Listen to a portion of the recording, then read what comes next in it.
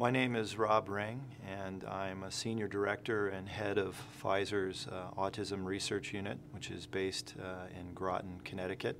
What role do you see public-private partnerships playing in advancing the field of therapeutic development in autism research? Well, I could try and answer that because we're very involved in that at the Simons Foundation. Last year we spent $60 million to try and enhance research relevant to autism.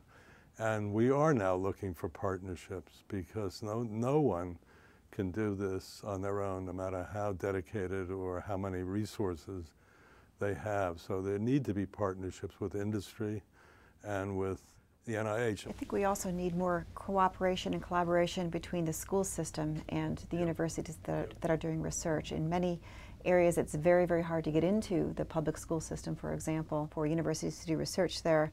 And I think that creates a major problem, and the main problem is that our research findings aren't getting out into the community. They're not getting into the medical community. They're not getting into just the general practice. That's so interesting. Why is that true? Why? I don't know.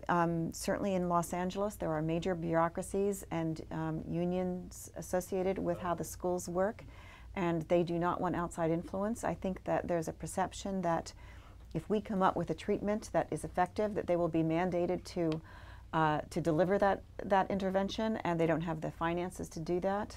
I think that we have a general problem in that we haven't quite figured out if autism is something that should be treated in the medical world or in the educational world. And each, of course, would like to put it in the other place so that they won't have to pay for it. And there isn't really a unified approach to dealing with that, when, of course, it needs to be dealt with in both worlds. And so there's a lot of passing the buck and no clear way of facilitating getting research and getting new treatments into the places where it needs to be. That's fascinating.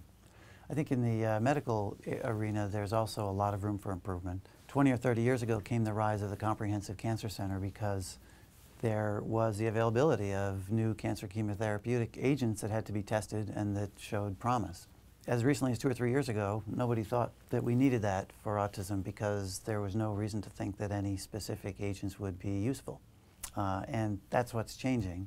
And as Dr. Fischbach mentioned, we need to now start using cancer as a model where we get a much higher proportion of kids and families with autism enrolled and involved in the opportunity to try out new medical agents. But that will require a major partnership to realign how we really think of the condition. It really is a multifaceted problem with lots of potential.